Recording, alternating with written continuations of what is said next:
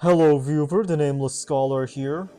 Once the protectors of the galaxy that also make their last stand alongside the Imperium, and a group of hedonists who would party until the end of the galaxy, the Eldar of Warhammer 40k have become nothing short of a joke.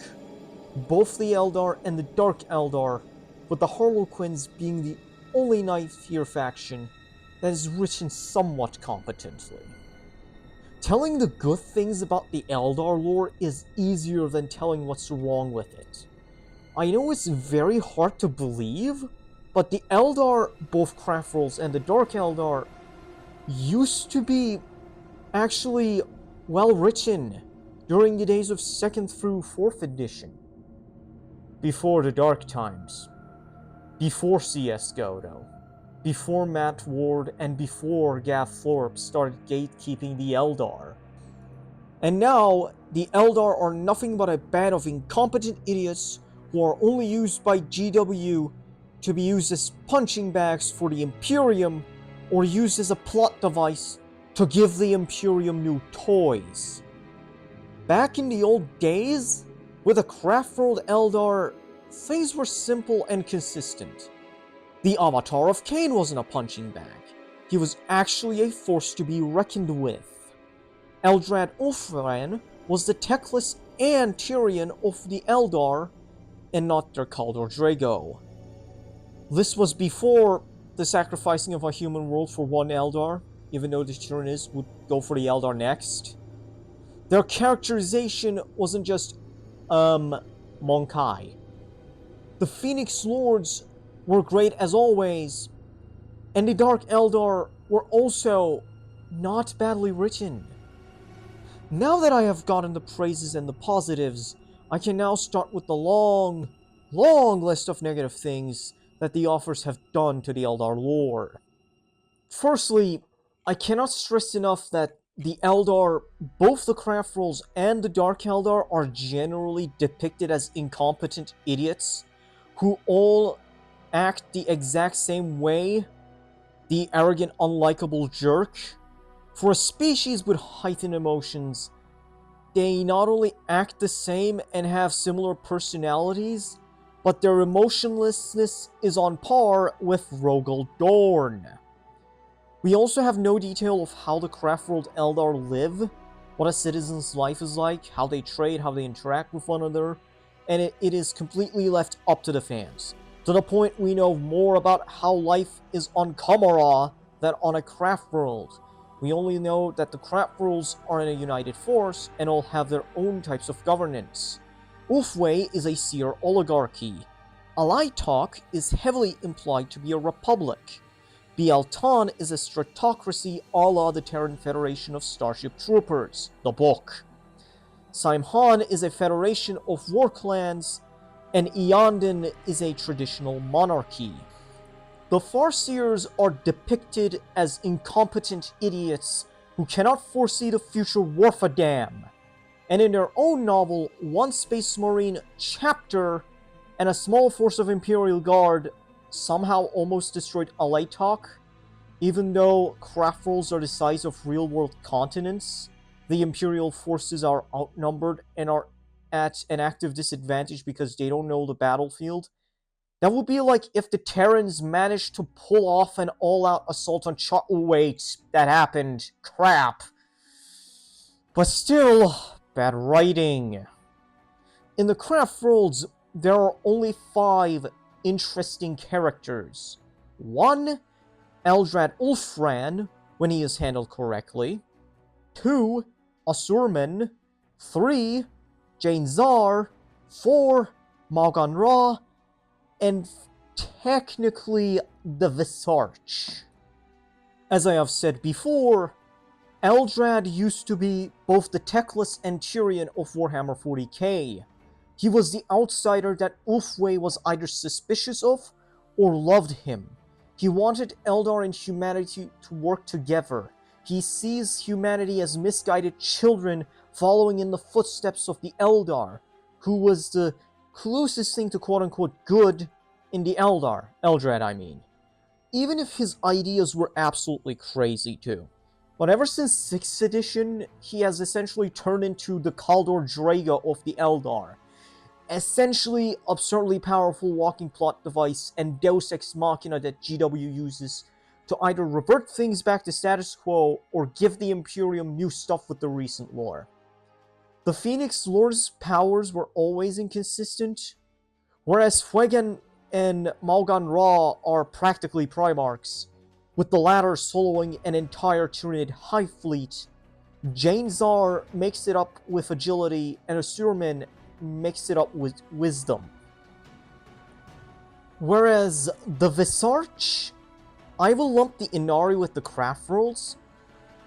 Firstly, before I get to the Visarch, Yvraine is such an uninteresting character that even her bodyguard, the Visarch, is more interesting than her.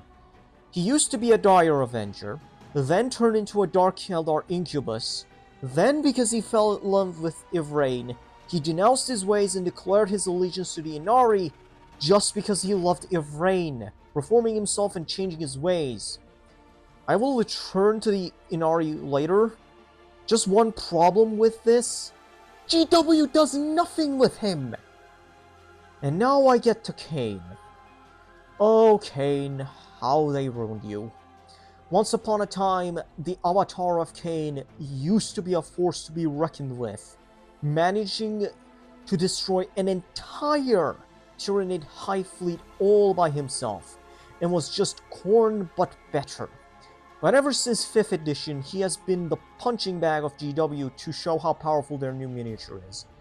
Let me count all the worst instances I could find. He has been soloed by Marneus Calgar, so this isn't the first time Calgar did something like soloing a Lord of Skulls.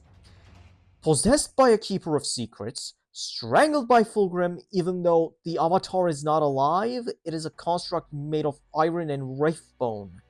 Mercy killed by Lorgar, who is considered the worst of the Primarchs in regards to close combat. Somehow fused with a Genestealer Matriarch even though, again, the Avatar of Khaine is not alive. It is essentially a very powerful golem. The Avatar has been done so damn dirty. Even the most ardent haters of the Eldar feel pity for it. Now I get to the crime C.S. Goto committed against the Eldar lore. C.S. Goto's writing and its consequences has been a disaster for not just the Eldar, but Warhammer 40k lore in general. I know he is a low-hanging fruit that the community universally hates. It's that when talking about the Eldar, the damage he did to their lore cannot be ignored. According to Goto, the Aspect Warriors don't own their armor, even though the Exarchs refuse to take them off. Apparently Bialtan's avatar is dead, and a part of it has been forged into Gabriel Angelos' demon weapon Godsplitter. Why a Space Marine who uses a demon weapon hasn't fallen to chaos yet is beyond me, even though the Bloody Ravens don't even worship the Emperor as a god. Apparently, fire dragons cannot burn through hastily put together Imperial Guard barricades with their fire pikes, even though they are just melta weapons but better. The Eldar apparently don't have their own vehicles. They steal from the Imperium. And when they do have their vehicles, it can be destroyed by Pharaoh World children throwing rocks at them. Apparently, the Eldar cannot comprehend Low Gothic, even though, first of all, Low Gothic is described as watered-down English. Secondly, the Eldar language is very difficult to comprehend by humans, to the point the myth of Eldanesh is only partially translated. Understanding the Eldar language would be like understanding what it means and how it means three different yet true things at the same time. And the worst offender, apparently, Lilith Hesperax of the Dark Eldar, all Eldar, including Craftworlds, worship Slaanesh. Even though the reason why Chaos Eldar don't exist in a traditional sense is that the instant an Eldar falls to Chaos, that Eldar dies instantly, and their soul goes to Slaanesh to be devoured and tortured for eternity. Compared to their fantasy counterpart, which are the High Elves, it's so sad to see the Eldar like this. The High Elves of Warhammer Fantasy are the poster child of that setting alongside the Empire. The Old World's elves are one of the few elves, if not the only elves in any fantasy setting, that have a right to be arrogant. Have Ynnari defeated the strongest greater demons of chaos and allowed for both chaos gates to be closed down, only for them to be reopened by Malekith/Malarian. Compared to how well written the High Elves are, I don't blame anyone for disliking the Craftworld Eldar. Now I will move on to the Dark Eldar. Just like the Craftworlds, it's hard to believe now, but the Dark Eldar were also once well written. It's that GW, being a profit-based company, did little to nothing with them aside from raiding. The named characters of the Dark Eldar are also not that interesting for the most part. Urian Rakarth might as well be an Emperor's Children character, because he's as equally, if not more uninteresting than Lucius the Eternal. He doesn't even care about Kamara politics anymore, he just wants to be as depraved as possible now. The only thing that is interesting about Drazar is that for the longest time he was thought to be the fallen Phoenix Lord, which Phoenix Rising confirmed, and that's about it. Lady Malice was fine, essentially being a rival to Vect, but saying with me, nothing became of it. And do you know what else hasn't come of anything in Dark Eldar lore? Khaine's Gate.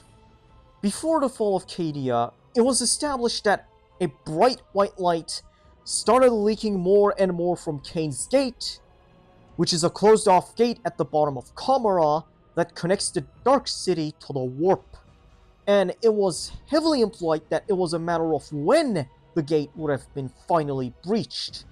When Cadia fell, Khaine's Gate was breached.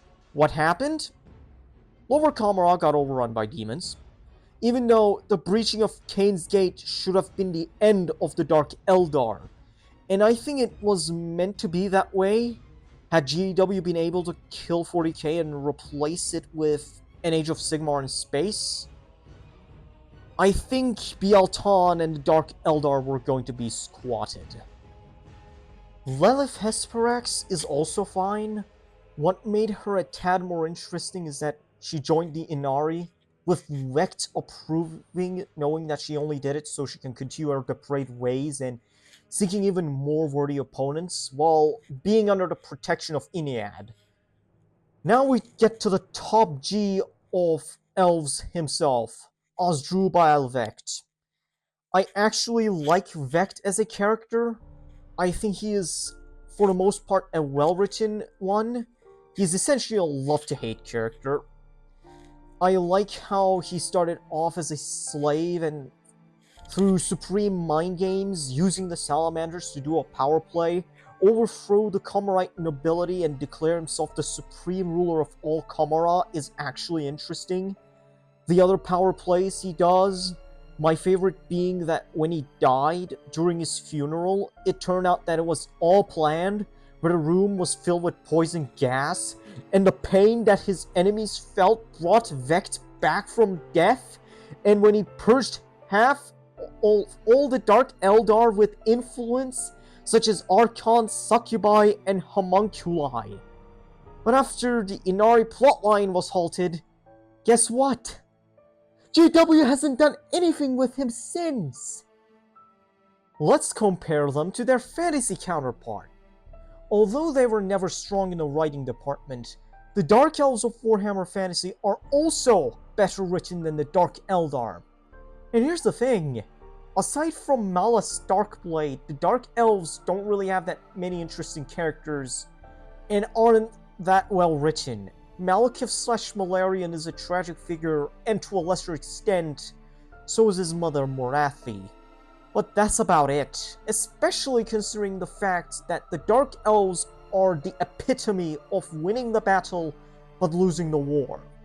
They have invaded Ulthuan many times over and failed to take over the island every single time.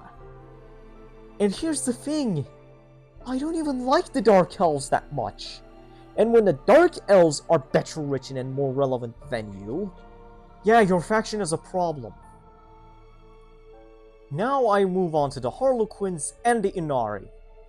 The Harlequins are the only faction of the Eldar that isn't badly written, except for one instance in particular, which makes me go on to talk about the Ynnari. So, Eldrad does a ritual to create Yniad, it goes awry, and Yniad is incomplete.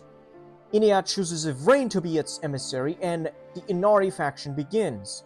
So, Exarchs who join Yniad don't go mad anymore, Dark Eldar who join the Ynnari don't have their souls eroded by Slaanesh anymore, and what happens? Let me tell you.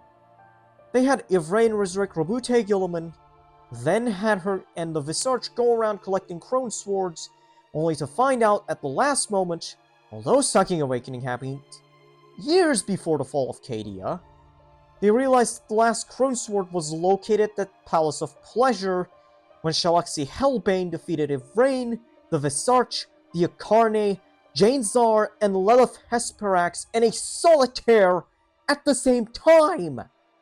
What the hell? Meanwhile, during the events of the Ynnari books, which takes place after the fall of Cadia, they still haven't found all the Crone Swords, even made more convoluted with the fact that GW retconned Plague War into happening 12 years into the Indomitus Crusade, which just makes things all the more convoluted. Consistency? What is that? GW only cares about the Eldar as long as they can revert things to status quo or to advance the Imperium. Which for me is just further proof that GW would much rather have an Age of Sigmar in space. Because what I described to you is also Age of Sigmar tier writing. Granted, I might be biased with this one. All I know is that it would have been better for 40k to burn in its own end times than see it become the abomination it turned into today. And yeah, no, all the factions are going to be ripped apart. Maybe not all of them, but most of them. Definitely.